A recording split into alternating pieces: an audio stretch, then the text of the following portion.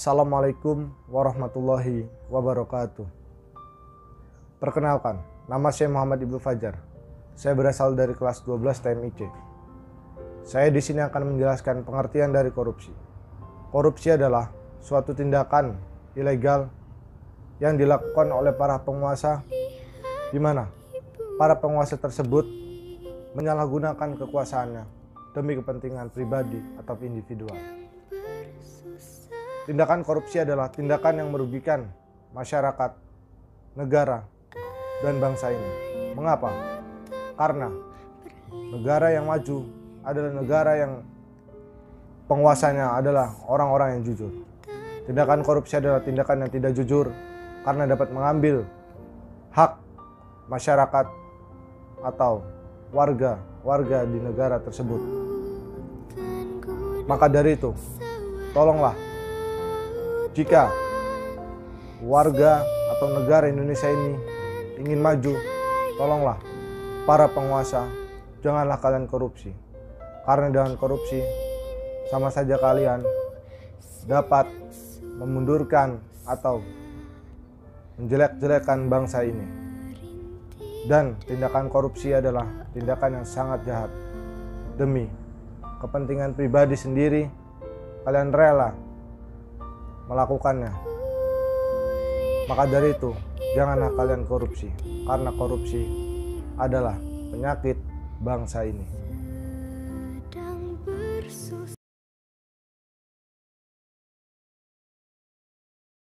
Ini akan menjelaskan tentang faktor korupsi. Antara lain, satu, faktor internal merupakan faktor pendorong korupsi yang berasal dari dalam diri setiap individu. Faktor internal dapat diperinci menjadi A. Sifat tamak atau rakus manusia. Sifat tamak merupakan sifat yang berasal dari dalam diri setiap individu. Hal itu terjadi ketika seseorang mempunyai hasrat besar untuk memperkaya diri sendiri dan tidak pernah merasa puas terhadap apa yang telah dimiliki. B. Gaya hidup konsumtif. Pada era modern ini, terutama kehidupan di kota-kota besar merupakan hal yang sering mendorong terjadinya gaya hidup konsumtif. Oleh karena itu, apabila perilaku konsumtif tidak diimbangi dengan pendapatan yang memadai, maka hal tersebut akan membuka peluang seseorang untuk melakukan berbagai tindakan demi memenuhi hasratnya. C. Moral yang kurang kuat. Seseorang yang mempunyai moral lemah cenderung mudah tergoda untuk melakukan tindakan korupsi. Faktor eksternal merupakan pemicu terjadinya tindakan korupsi yang berasal dari luar diri pelaku. 1. Faktor politik. Politik merupakan salah satu sarana untuk melakukan korupsi. Hal ini dapat dilihat ketika terjadi instabilitas politik atau ketika politisi mempunyai hasrat untuk mempertahankan kekuasaannya. 2. Faktor ekonomi. Faktor ekonomi juga merupakan salah satu penyebab terjadinya korupsi. Hal itu dapat dilihat ketika tingkat pendapatan atau gaji yang tidak cukup untuk memenuhi kebutuhannya. Maka seseorang akan mudah untuk melakukan tindakan korupsi demi terpenuhinya semua kebutuhan. Saya Rizky Saputra, saya akan menjelaskan macam-macam kasus korupsi Indonesia. Yang pertama adalah kasus korupsi terbesar di Indonesia, yaitu kasus pengadaan EKTP. Kasus pengadaan EKTP ini menjadi salah satu kasus korupsi yang paling fenomenal di Indonesia. Kasus yang menyeret Ketua Umum Partai Golkar, Setia Novanto, telah bergulir sejak 2011 dengan total kerugian mencapai 2,3 triliun. Setidaknya ada 280 saksi yang telah ditetapkan oleh KPK. Hingga kini ada 8 tersangka yang sudah ditetapkan. Yang kedua, ada kasus korupsi yang ada di sekitar kita, yaitu kasus korupsi Jalan Lingkar Selatan yang terjadi baru-baru ini tanggal 1 Juli 2020. Kasus ini mencapai kerugian sebanyak 8 miliar. Hakim memvonis tersangka yaitu Bahtiar Rifai selama 2 tahun 6 bulan dan denda sebanyak 100 juta rupiah dengan ketentuan apabila tidak dibayar 100 juta rupiahnya maka akan ditambahkan kurungannya 3 bulan. Perkenalkan, nama saya Agus Sumajaya. Saya di sini menuliskan dampak bahaya bagi korupsi. Dampak bahaya bagi korupsi adalah pengaruh yang negatif bagi suatu negara akibat dari tindak korupsi tersebut memiliki dampak yang sangat berpengaruh bagi negara. Berikut dampak dari korupsi. Dampak yang pertama adalah terhadap ekonomi. Ekonomi berfungsi sebagai faktor terpenting bagi masyarakat. Apabila korupsi sudah masuk pada perekonomian negara, mana mungkin bisa makmur masyarakatnya jika kalau semua proses ekonomi dijalankan oleh oknum yang korupsi. Hasil dari dampak korupsi terhadap ekonomi yakni yang pertama adalah lambatnya pertumbuhan ekonomi dan investasi. Yang kedua, turunnya produktivitas. Ketiga, rendahnya kualitas barang dan jasa. Keempat, menurunkan pendapatan negara dari sektor pajak. Kelima, meningkatkan hutang negara. Dampak yang kedua adalah dampak sosial dan kemiskinan rakyat.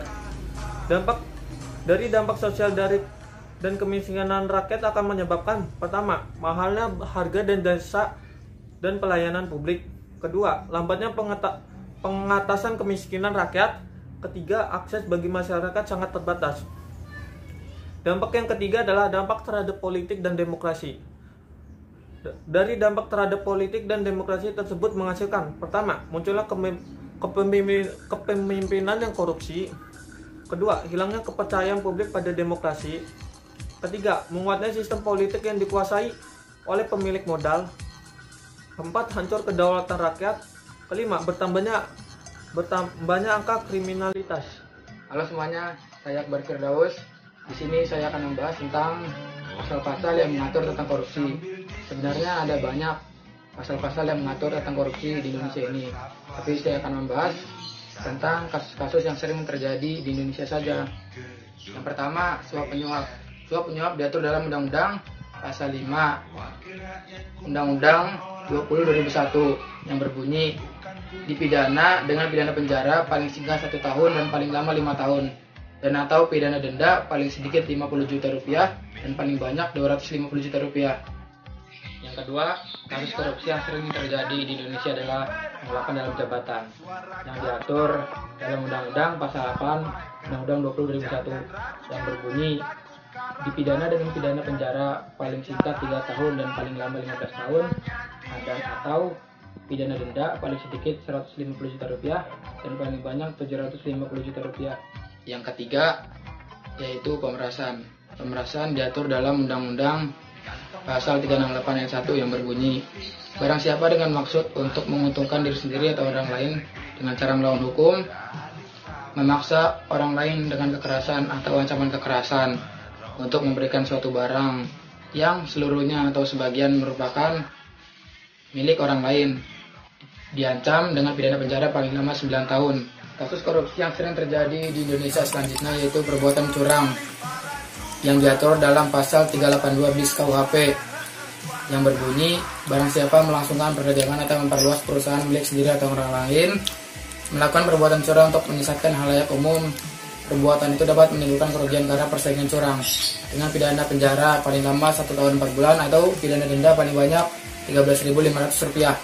Kasus korupsi yang terakhir yang paling sering terjadi di Indonesia yaitu merugikan keuangan negara yang diatur dalam pasal 1 ayat 22 Undang-Undang Nomor 1 Tahun 2004 yang berbunyi, kerugian negara atau daerah adalah kekurangan uang, surat berharga dan barang yang nyata dan pasti diserahkan sebagai akibat melanggar hukum baik sengaja atau lalai.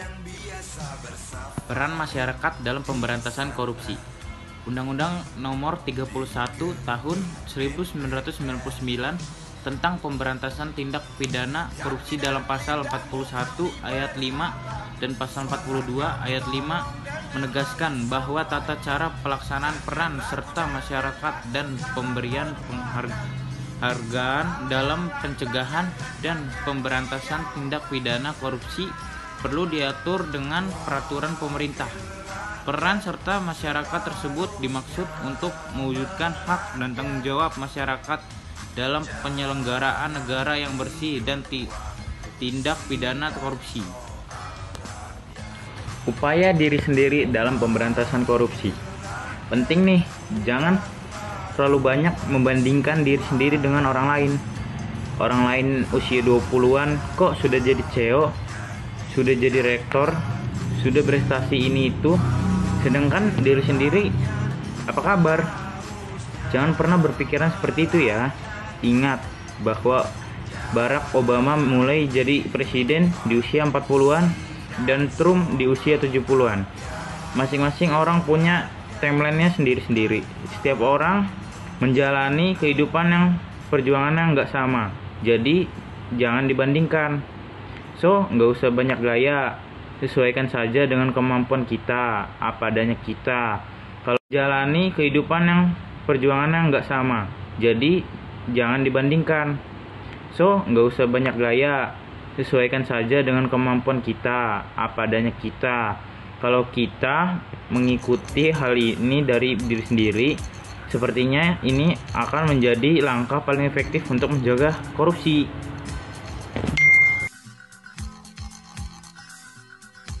Penanaman semangat nasional yang positif dilakukan oleh pemerintah Indonesia dalam bentuk penyuluhan atau diskusi umum terhadap nilai-nilai Pancasila sebagai kepribadian bangsa Indonesia.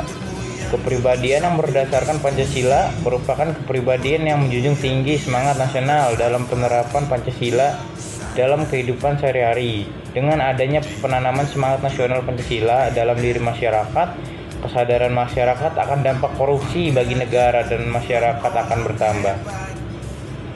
Hal ini akan mendorong masyarakat Indonesia untuk menghindari berbagai macam bentuk perbuatan korupsi dan kehidupan sehari-hari demi kelangsungan hidup bangsa dan negaranya.